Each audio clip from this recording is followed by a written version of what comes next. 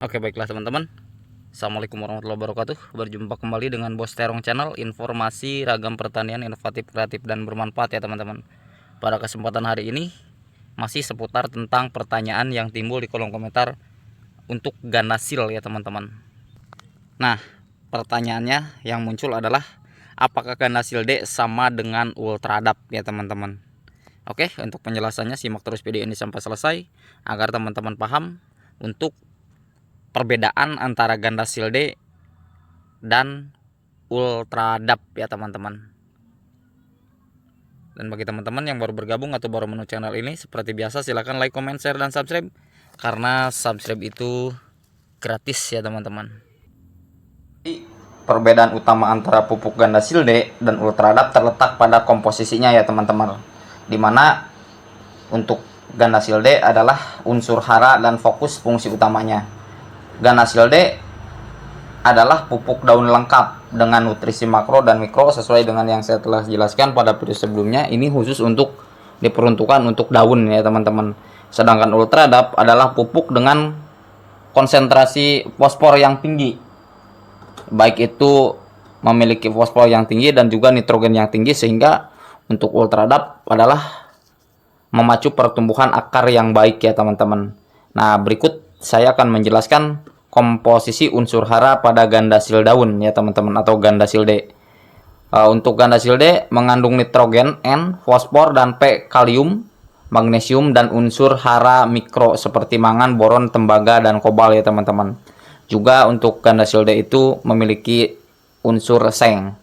Nah, kemudian ultradap yang kita gunakan sebagaimana yang telah saya aplikasikan pada video sebelumnya. Ultradap adalah produk dari Pak Tani, merupakan pupuk monoamonium dengan kandungan nitrogen sebesar 12% dan fosfat sangat tinggi sebesar 60%. Nah, untuk fungsi utamanya dulu ya teman-teman. Untuk fungsi utama ganasil D memaksimalkan pertumbuhan fase vegetatif, di mana fase vegetatif ini adalah fase pertumbuhan awal setelah mulai kita melakukan proses penanaman. Kalau saya biasanya menggunakan ganasil D itu seperti yang telah saya jelaskan 14 hari setelah masa tanam ya teman-teman. Setelah pindah dari penyemaian ke lubang tanam. Nah, berfokus untuk melebatkan daun, memperbanyak tunas, dan memperkokoh batang sebelum tanam masuk masa berbunga, itu untuk ganasil D. Nah, kemudian untuk ultradap berfokus penuh pada merangsang pertumbuhan akar dan pembentukan batang. Sangat ideal diberikan saat awal tanam, pindah tanam, atau ketika tanam mengalami stres ya teman-teman. Ketika tanaman kita mengalami stres, nah ini sangat cocok sekali untuk memberikan ultradap. Karena untuk ultradap adalah agar perakaran cepat pulih dan kuat. Terlebih jika teman-teman melakukan proses penanaman cabai ataupun terong itu dari bibit cabutan ya teman-teman, bukan bibit polybegan. Nah, kemudian bagaimana cara untuk menggunakan ganasil D dan waktu untuk menggunakan ganasil D? Nah, untuk ganasil D bisa diaplikasikan dengan disemprot ke daun maupun dikocor atau disiram ke area perakaran.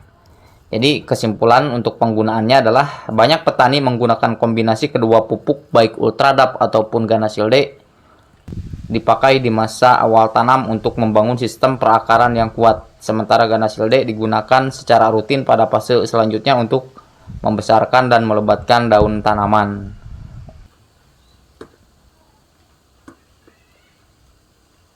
Kemudian untuk pertanyaannya adalah bagaimana lebih bagus ganasil D atau ultradap? Jadi kedua pupuk ini sama-sama bagus, tetapi memiliki peruntukan dan keunggulan spesifik. Ultradap lebih unggul merangsang akar dan anakan di masa tanam, sedangkan ganasil D lebih unggul di daun ya teman-teman, untuk penyuburkan daun dan batang. Nah, kemudian ultradap itu fokus ke akar karena mengandung nitrogen yang tinggi dan kemudian fosfat yang tinggi. Nah, yang selanjutnya adalah kapan untuk ultradap itu sebaiknya kapan dan digunakan seperti apa sudah saya jawab. Dan ultradap sebaiknya dicampur dengan apa? Jadi kalau pupuk ultradap sangat fleksibel dan efektif dicampur berbagai macam jenis bahan lain. Untuk menghemat waktu pemupukan maupun pengendalian hama tergantung pada masa tanam. Nah, untuk berikut ini silahkan teman-teman simak penjelasannya. Bisa dicampur dengan KNO, bisa dicampur dengan ZPT, atau bisa dicampur dengan asam amino dan lain sebagainya. Bisa dicampur dengan fungisida juga, bisa dicampur dengan insektisida. Itu adalah kegunaan untuk diaplikasikan dicampur dengan bahan yang lain ya teman-teman. Nah, kemudian kalau teman-teman yang menggunakan KNO dicampur dengan Ultradap, silahkan disesuaikan untuk dosisnya sesuai fase pertumbuhan. Dan kemudian bagaimana kalau Ultradap itu dicampur dengan fungisida seperti Antrakol atau Zagrizeb atau Mancozeb ya teman-teman. Jadi untuk dilakukan sekaligus itu bisa ya teman-teman, per 16 liter air. Kalau saya biasanya menggunakan masing-masing 2 sendok makan ya teman-teman. 2 sendok makan untuk fungisidanya, 2 sendok makan untuk Ultradapnya, dan 2 sendok makan untuk insektisidanya. Oke, terima kasih telah menyimak video saya. Kurang lebihnya mohon maaf untuk penjelasan pada kesempatan hari ini. Semoga bermanfaat. Dan jika ada pertanyaan silahkan di kolom komentar. Tetap semangat para petani Indonesia. Akhir kata, assalamualaikum warahmatullahi wabarakatuh.